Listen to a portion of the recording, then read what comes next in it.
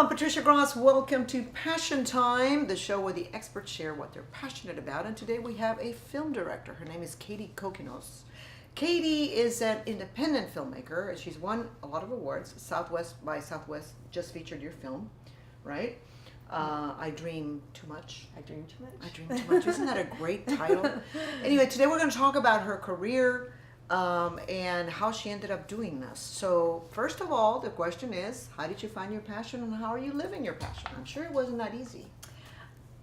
I think passions happen on different levels. Yes. And I grew up in Beaumont and in the 70s. Wow. Which fortunately was a very good time for cinema. And I Oh. spent a lot of time in the theaters watching some of the great classics like Reds and Woody Allen's earlier films. Right. I remember being dragged in to see Play It Again, Sam by my older yes. sister. Right. I was like 6 or 7, and so Yeah. so early on, films were very important. They were important in my family too. Right. My dad's favorite film was On the Waterfront, and he always quoted it. So I think that gets instilled in you. You know, when you get excited about something. Right. And my dad also had a Super 8 camera and documented, his home movies all the time. Okay. And he would get them processed, and we would have like movie night, and he would stream the projector, and the whole family and the would whole watch. family would watch.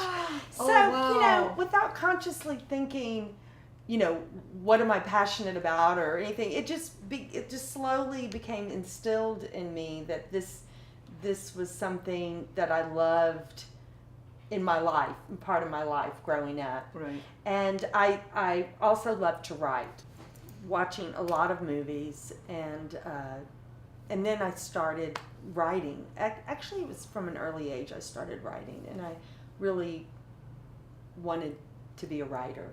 Oh, okay. Essentially, okay. yeah, I was a big reader. Okay. And and then I started making little short films, and kind of before you know it, you're realizing this is what, this is where your passion is. Right. Right. So, and I ended up going to Texas A&M University, and every Sunday night they showed a foreign film in Rudder.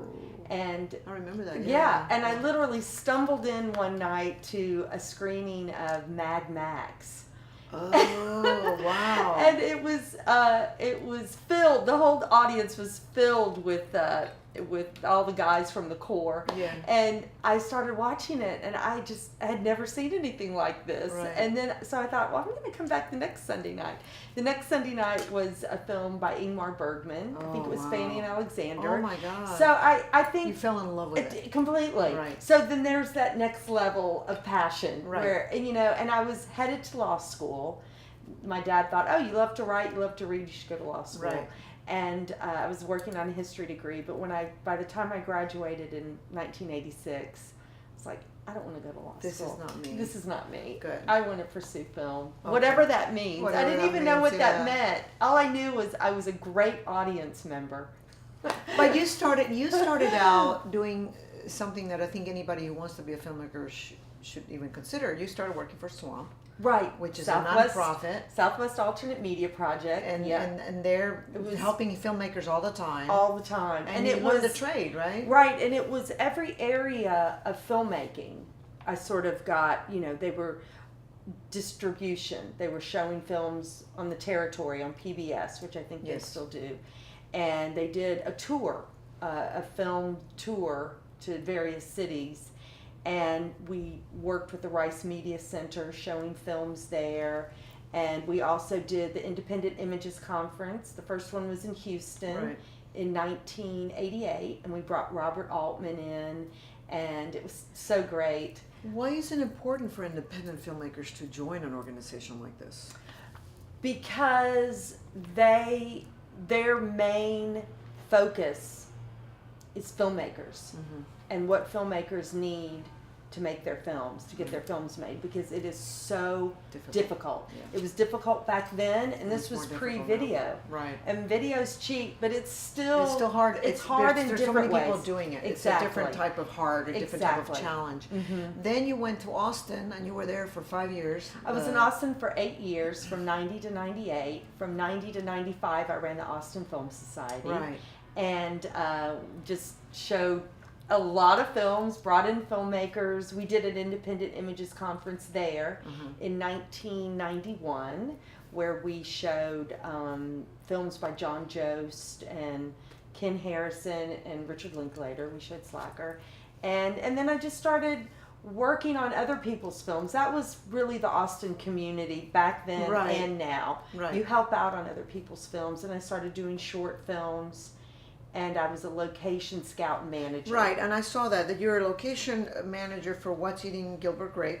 Assistant. Oh, okay, well, Love on a 45. Texas Chainsaw Massacre, Yes. which everybody knows about. Return of the Texas Chainsaw Massacre. Yeah, that was such a blast. And I'm sure it was a blast behind the scenes, but to watch that film is not a blast. But this was in the 90s, 93, 94. Mm-hmm. And then you kept writing short films, and then you came upon the major film, which is I Dream Too Much, right? Because you worked on many films. Actually, before that, I decided to do a larger film around 95, 96 called Portrait of a Girl as a Young Cat. Oh, I thought that was a short film. That's a yeah, full. Oh, okay. Yeah, it's 60 minutes long, which is considered a featurette. Right. That's why I Dream Too Much is considered my first feature film. Okay. But Portrait, I wrote and directed, and I starred in it. And we shot it in Austin on film, 16 millimeter film, in 96 and 97. Can it be seen now? It can. I think it's available on Vimeo. Okay. And it premiered at the South by Southwest Film Festival in 2000 and showed at various festivals. And what was that about, that film?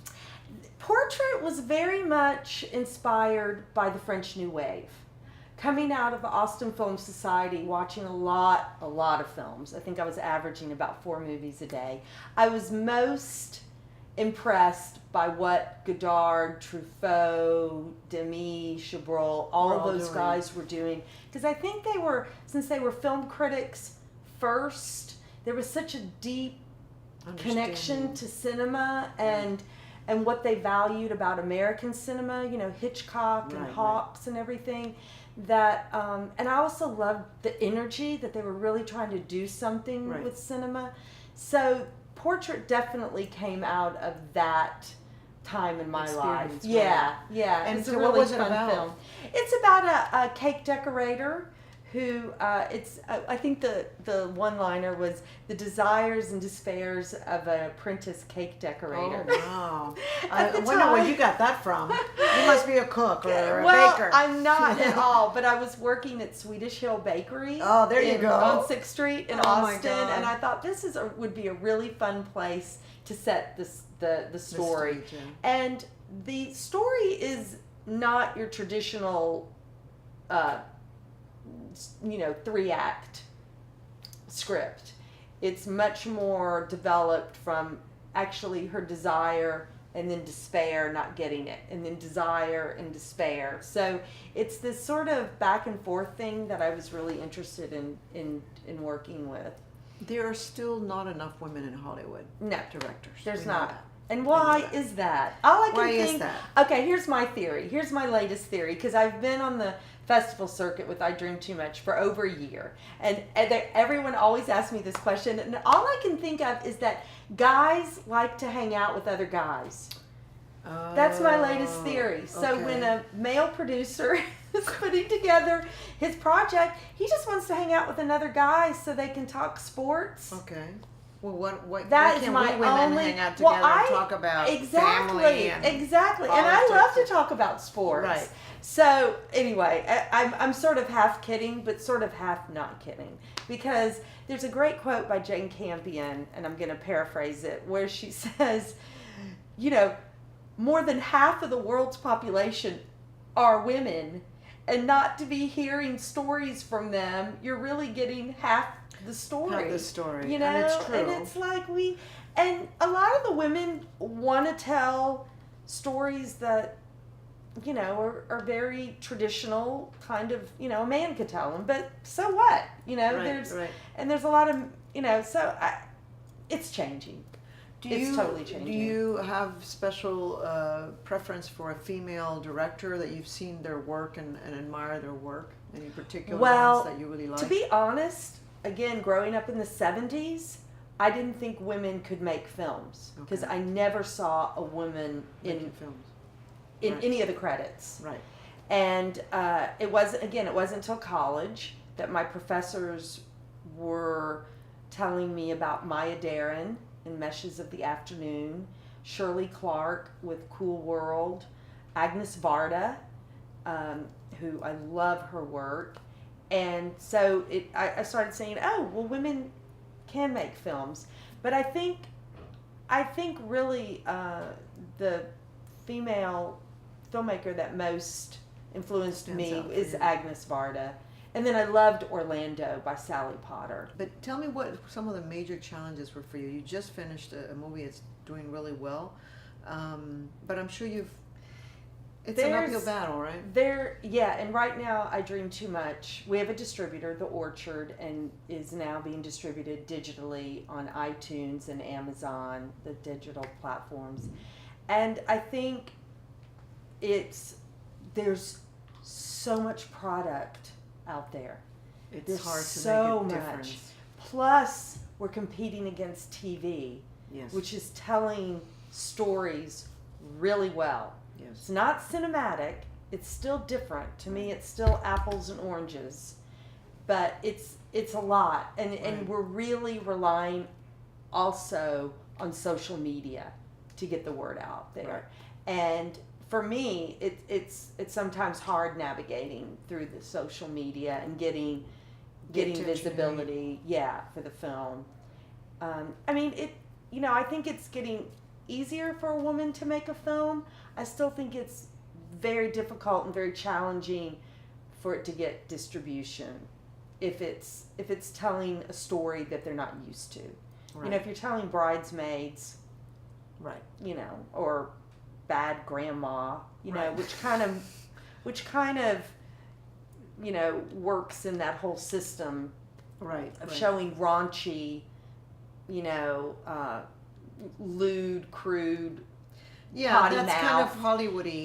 Exactly, stuff. Violence, sex. You know, it fits into the whole Hollywood paradigm.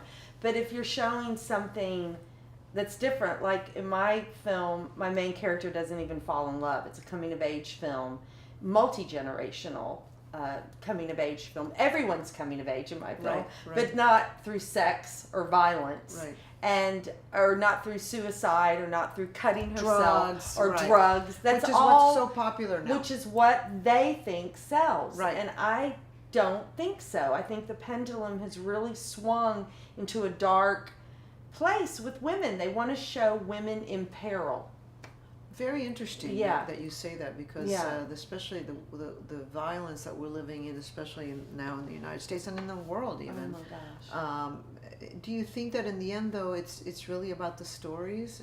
That's what really a good story usually gets the attention that it needs to get, or no? Oh, I absolutely think so. And again, Hollywood thinks if they just throw on this actor, this star, and sometimes they fail miserably. Yeah, and it just, well, of course it all goes back to the story. And my script, I did about 25 drafts. I spent a year and a half developing it. Wow. Which, you know... I understand you were writing, when I Dream Too Much, you were writing as you were filming. No, you were not drafting as you were filming. No. You finished the draft. Oh, yes, and absolutely, absolutely. How hard was it for you to get somebody like Diane Ladd? Well, she responded to the script immediately because her character, Aunt Vera Marxos, is a writer, an editor, and a writer. And Diane is a writer too. She's written numerous books and scripts, so she responded to that role.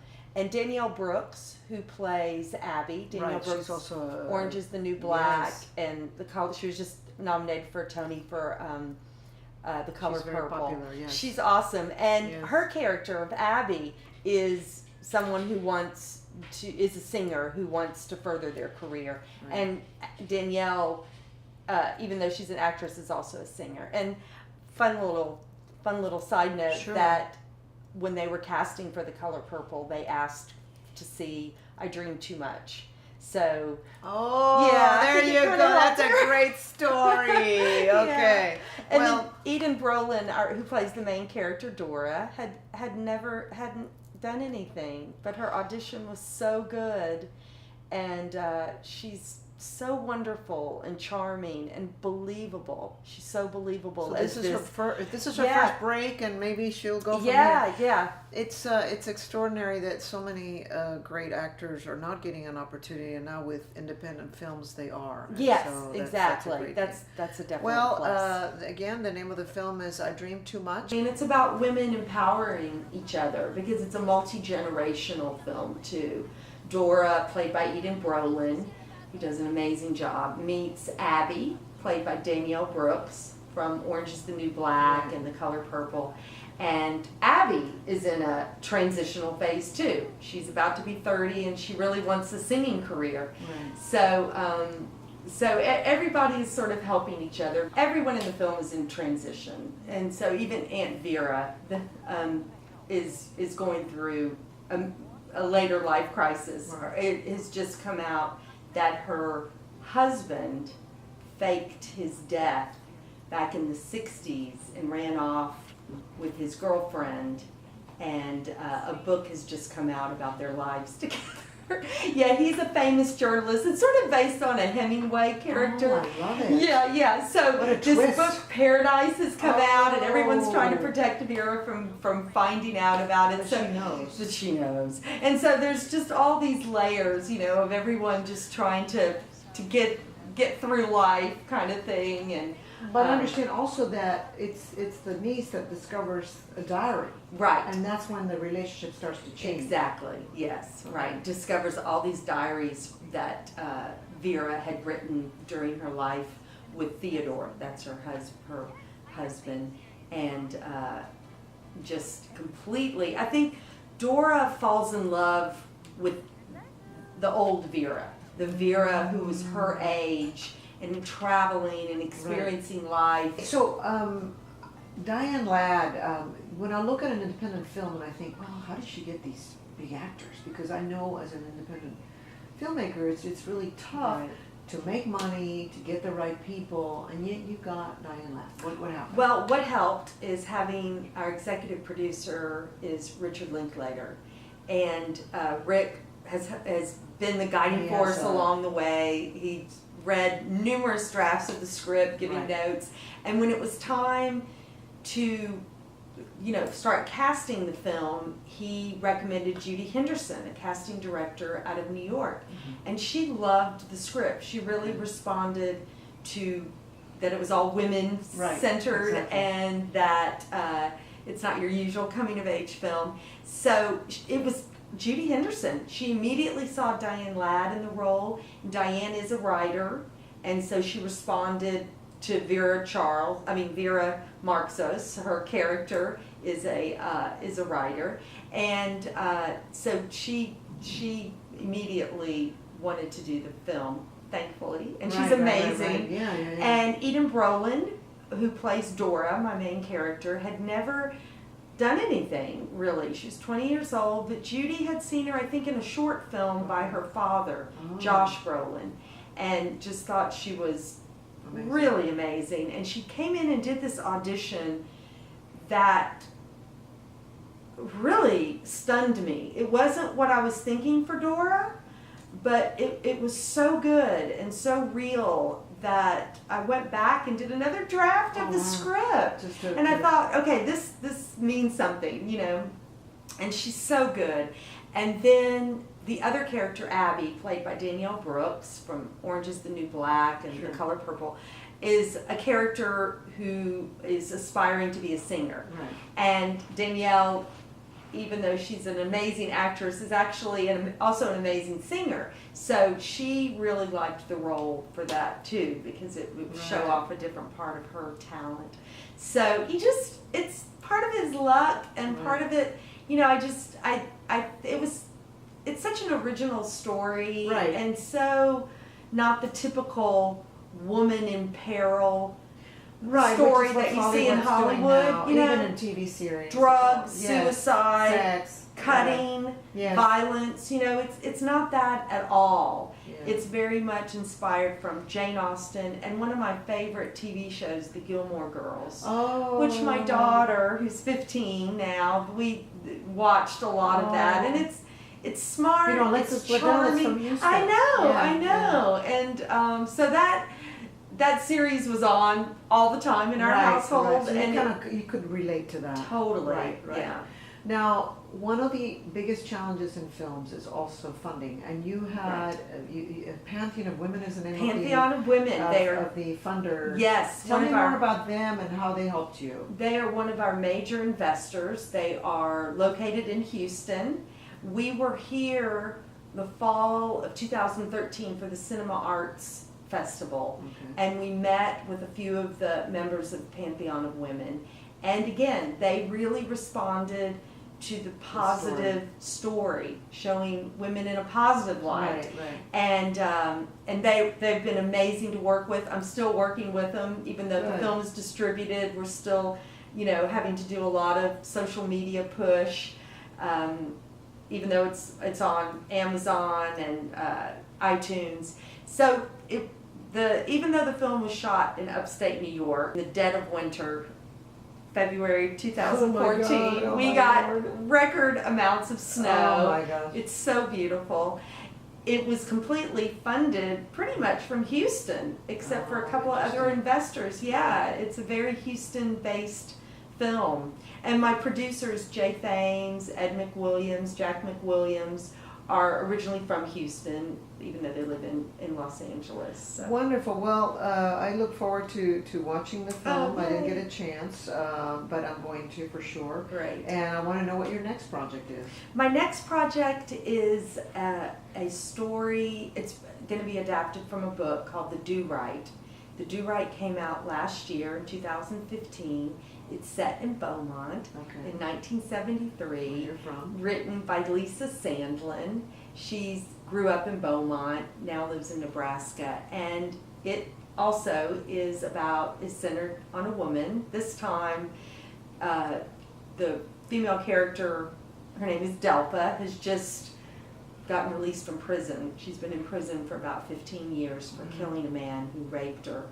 And so it's a very different story, but it's still very female-centric. And I really, of course, I cannot wait to do a film in Beaumont, but I really, really connected with Delpha, which is kind of crazy because I don't have any prison experience.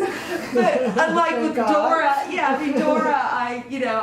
it was a very personal film, but I really am excited about doing something different, and it's definitely different and going to be it's like a crime mystery book. So we look forward I got to get back to work. That's right. Well, I got to start writing.